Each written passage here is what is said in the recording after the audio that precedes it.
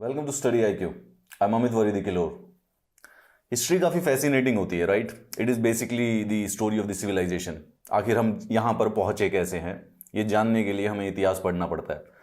पर कितनी भी इतिहास पढ़ लीजिए, कहीं ना कहीं पर कुछ ऐसे पन्ने इतिहास के रह जाते हैं जो कि बेसिकली ज़्यादा लोग नहीं जानते हैं, कुछ छुपे हुए, something dark in the history. उसी प्रकार का जैसे आपको 1971 में इंडिया पाकिस्तान की वॉर के बारे में बहुत अच्छी तरह से पता है। ये भी पता है कि हमने पाकिस्तान के 90,000 सोल्जर से सरेंडर करवा लिया था और उनको पकड़ लिया था। पाकिस्तान बहुत बुरी तरीके से वो लड़ाई हारा था। पर इन्हीं सब इतिहास के पन्नों में एक बहुत बड़ा जीनोसाइड, एक मैसेकर बेसिकली छुपा हुआ है, जिसको कहते हैं चूकनगर मैसेकर। बांग्लादेश का एक शहर है चूकनगर। वहां पर पाकिस्तान आर्मी ने जो बांग्लादेश लिबरेशन वॉर थी उसमें 20 मई 1971 को, यानी आज से एग्जैक्टली 50 साल पहले 10,000 सिविलियंस को, लोगों को, औरतों को और बच्चों को मार दिया था एज ए मैसेकर, सिर्फ और सिर्फ क्योंकि वो बंगाली नेशनलिज्म को सप्रेस करने की कोशिश कर रहे थे। और हिस्ट्री बुक्स में इन जनरल इसको बहुत ज्यादा डिस्कस नहीं किया जा सकता है। The world needs to know this unknown story. Let's discuss कि चूकनगर मैसेकर क्या था। 26 मार्च को बेसिकली बांग्लादेश का जो इंडिपेंडेंस डे होता है वो 26 मार्च को होता है, ठीक है। 26 मार्च को बांग्लादेश ने इंडिपेंडेंस डिक्लेयर कर दी थी वेस्ट पाकिस्तान से। ये वेस्ट पाकिस्तान है जिसको आजकल हम करंट का पाकिस्तान बोलते हैं, और बांग्लादेश का नाम पहले हुआ करता था ईस्ट पाकिस्तान। आइए डिस्कस करते हैं पूरी सिचुएशन में क्या थी। इस बांग्लादेश की इंडिपेंडेंस और चूकनगर मैसेकर कैसे एसोसिएटेड है। बांग्लादेश ने अभी अभी 50वां साल का अपना इतिहास, अपनी स्वतंत्रता दिवस मनाया है।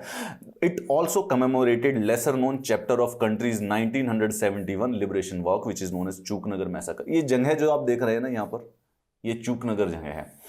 20 मई 1971 को ऐसा एस्टिमेट किया जाता है कि 10,000 से ज्यादा लोग, civilian, 10,000 life, it's a number which is very difficult to comprehend.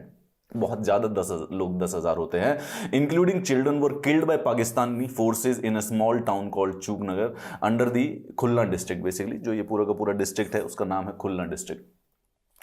Town of Chuknagar was adjacent to Indian border at that time and it was used by several people to flee to India। उस समय जब मैं कहानी बताता हूं आपको Bangladesh liberation war की क्या होती है, उसके बाद आपको समझ में आएगा कि बेसिकली किस वजह से ये मैसेकर हुए थे, क्यों ये पाकिस्तानी आर्मी इस प्रकार के जीनोसाइड एक्टिविटीज में इन्वॉल्व थी।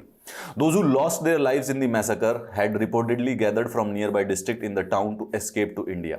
तो जो ये एरिया था ना यहाँ पर, अब वहां पर एक बड़ा मैसिव, कम से कम 1 करोड़ से भी ज्यादा, बांग्लादेश लिबरेशन वॉर में 1 करोड़ से भी ज्यादा जो बांग्लादेशी थे वो भारत में एज ए रिफ्यूजी आ गए थे, और वो आसपास के गांवों से इधर आ रहे थे, वहां पर चूकनगर पर इकट्ठे थे। They were trying to escape to India. However Pakistani army वहां पर पहुंचती है, 5 घंटे के अंदर अंदर अंधाधुंध उन पर गोलियां चला देती है जो भी अपनी जान बचाकर भाग रहे थे, and all of them were killed.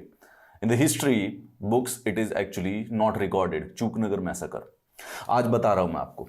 A few days after the massacre on 26 March 1971, Bangladesh declared its independence from Pakistan, triggering a liberation war that led to the deaths of the estimated 3 million people। Few days before हो गया ये, few days. 26 मार्च 1971 को ना बांग्लादेश, जो कि east Pakistan था, उसने ये डिक्लेयर कर दिया कि वो एक आजाद देश है। अब आजाद देश जैसे ही डिक्लेयर किया ना, तो जो वेस्ट पाकिस्तान की आर्मी थी, यानी पाकिस्तान की जो आर्मी थी, उन्होंने उनके ऊपर अटैक करना स्टार्ट कर दिया इस नई नेशनलिस्टिक मूवमेंट को दबाने के लिए, जो कि दिसंबर तक चलती है। फाइनली दिसंबर में जब फाइनली भारत पाकिस्तान आर्मी को हरा देता है ना, देन एक्चुअली वो बांग्लादेश लिबरेशन वॉर का थोड़ा सा अंत नजर आता है। अब वो 26 मार्च को जैसे ही डिक्लेरेशन हुई थी, यानी 2 महीने पहले 26 मार्च को जब डिक्लेरेशन हुई इंडिपेंडेंस की, तो पाकिस्तानी आर्मी ने फिर अगले 10 महीने तक बेसिकली वहां पर आतंक मचा कर रखा था। और इस पूरे के पूरे प्रोसेस को, इस सिविल वॉर को कहते हैं बांग्लादेश लिबरेशन वॉर। यहां पर 3 दिसंबर को बेसिकली इंडियन और पाकिस्तान आर्मी के बीच में भी लड़ाई स्टार्ट हो गई थी। India and Pakistan were at war. 13 दिन की लड़ाई थी, सिर्फ 13 दिन की, one of the very shortest war, जिसमें कैटेगोरिकली भारत ने पाकिस्तान को बहुत बुरी तरह से हरा दिया था। Pakistani army surrender to the country's freedom fighters and Indian soldiers, marking the founding of the new nation of the Bangladesh. आप जो इस समय फोटो देख रहे हैं वो हिस्टोरिक फोटो है जब पाकिस्तान के जो आर्मी के जनरल हैं वो बेसिकली साइन कर रहे हैं इंस्ट्रूमेंट ऑफ सरेंडर पे। 93,000 से भी ज्यादा पाकिस्तानी सोल्जर्स को इंडियन आर्मी ने कब्जे में ले लिया था इस इंस्ट्रूमेंट ऑफ सरेंडर के द्वारा। देखिए, तथागत राय जो कि बेसिकली हमारे फॉर्मर गवर्नर हैं त्रिपुरा के, उन्होंने भी लिखा the 20th May is the 50th anniversary of Chuknagar massacre, undoubtedly the worst case of mass murder in South Asia. Even Jallianwala Bagh जो मैसेकर था pales in the comparison of the Chuknagar massacre. The victims are estimated to be 10,000. All Bengali Hindus, mostly scheduled caste. The mass murderers were basically the Pakistani army. ठीक है, 20 मई से इसी दिन को, इस चूकनगर के जीनोसाइड डे को चूकनगर स्मृति रक्षा परिषद बेसिकली सेलिब्रेट करता है, उसको कमेमोरेट करने के लिए, उनको याद करने के लिए। अब चूकनगर मैसेकर वैसे one of the most deadly episode है बांग्लादेश लिबरेशन वॉर का, लेकिन इसके बारे में ज्यादा इंफॉर्मेशन एग्जिस्ट नहीं करती है और इसके कई एस्पेक्ट्स हैं वो थोड़े से क्लियर भी रहते हैं। इंडीड जो रिकॉर्डेड हिस्ट्री है बांग्लादेश की, जो रिकॉर्डेड हिस्ट्री है, जो हम जो पढ़ते हैं बांग्लादेश के लिबरेशन हिस्ट्री के बारे में, उसके अंदर भी it is not included, recorded history में इंक्लूडेड नहीं है। हाउएवर इसके ऊपर जो वहां के उस समय के आई विटनेसेस थे, एक दो कहानी लिख चुके थे। एक अंडरस्टैंड करते, देखिए क्या होता है बांग्लादेश और पाकिस्तान आखिर बना क्या था, आप इतनी बार सुनते हैं इसके बारे में। वेस्ट पाकिस्तान बन गया और पाकिस्तान यहां पर ईस्ट पाकिस्तान बना दिया गया। ठीक है, ये दोनों के दोनों बेसिकली धर्म के आधार पर बनाए गए थे। ठीक है, यहां पर मुस्लिम। अब जैसे ही पाकिस्तान होता है ना, बनता है 1948 में, मोहम्मद अली जिन्ना ईस्ट पाकिस्तान जाते हैं और एक डिक्लेरेशन कर देते हैं कि Urdu and only Urdu would be the federal language of the Pakistan. ये एक बात, अब इसको जरा अंडरस्टैंड करके देखिए कि how mistaken he was in doing it. देखिए यहां पे जो वेस्ट पाकिस्तान है, यानी जो प्रेजेंट डे पाकिस्तान है, और जो ईस्ट पाकिस्तान है, ये धर्म के आधार पर कहीं ना कहीं पर कनेक्टेड है, परंतु लैंग्वेज की जो आइडेंटिटी होती है वो कितनी स्ट्रांग होती है, वो बेसिकली अंडर एस्टिमेट कर लिया गया पाकिस्तान के लीडर्स के द्वारा। भारत तो जानता ही है लैंग्वेज की आइडेंटिटी के बेसिस पे हमारी स्टेट की कार्विंग हुई है। अब यहां पर जितने भी लोग थे वहां पर उर्दू कोई भी नहीं जानता था, वो पूरा का पूरा जो एरिया था वो हमेशा बंगाल से सटा हुआ था। तो जितने मुस्लिम भी थे, जितने हिंदू थे, वो सारे के सारे बंगाली भाषी थे। तो जो वो बंगाली नेशनलिज्म की जो फीलिंग थी, जब उसको सप्रेस करने की कोशिश की गई तो वो धीरे धीरे बेसिकली एक बीच में दरार पड़ती गई दोनों के दोनों देशों के अलग अलग पार्ट में। वेस्ट पाकिस्तान कभी भी नहीं चाहता था कि ईस्ट पाकिस्तान को फेडरल गवर्नमेंट में जगह मिल जाए। इस प्रकार से 1947 the Bengali Muslims identified themselves with Pakistan Islamic project. Yes, उनको लगा कि ठीक है, टू नेशन थ्योरी पे उनको यकीन हुआ, परंतु 1970 10-15 सालों के बाद people of East Pakistan started giving priority to their Bengali ethnicity over their religious identity. ठीक है, जो एथनिसिटी है वो ज्यादा ओवर पावरफुल हो गई अपनी रिलीजियस आइडेंटिटी के बजाय, desiring a society in accordance with western principles such as secularism, democracy and the socialism.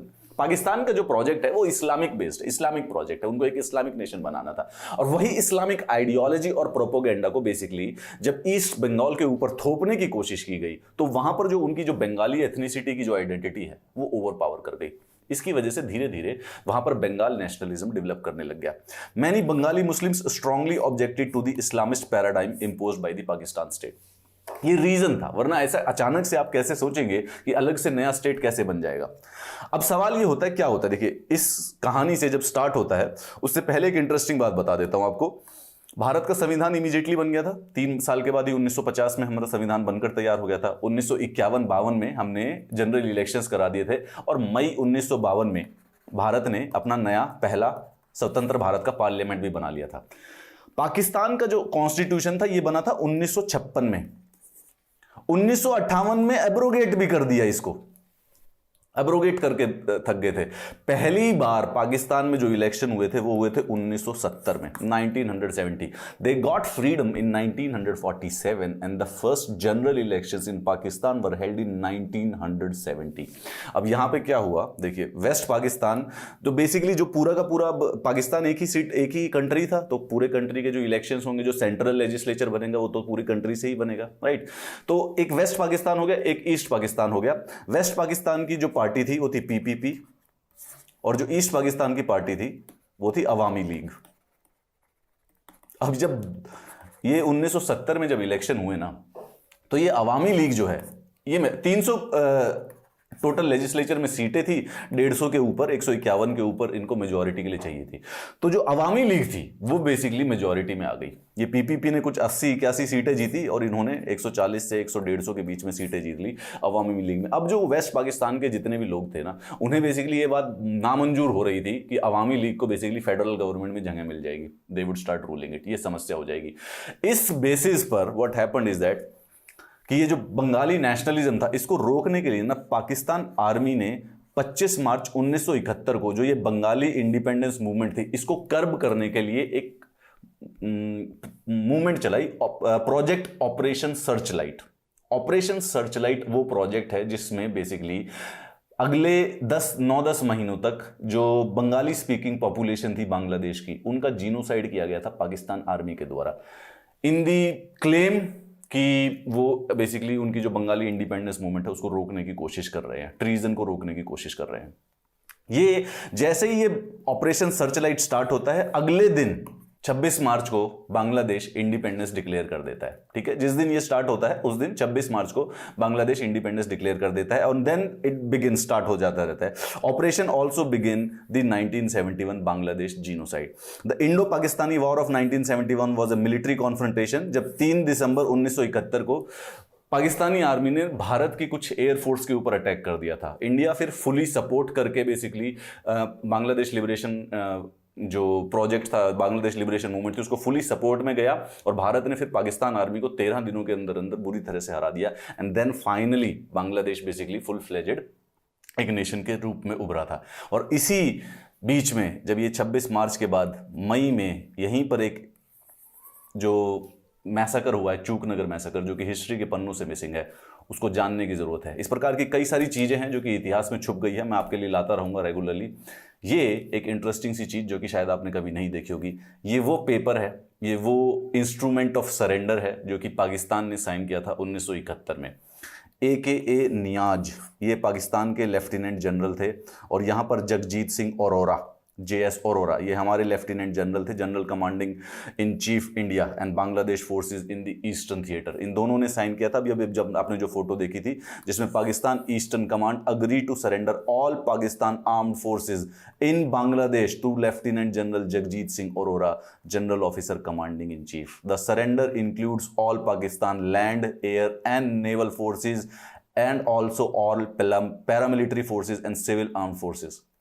These forces will lay down their arms and surrender at the place where they are currently located to the nearest regular troops under the command of the Lieutenant General Jagjit Singh Arora.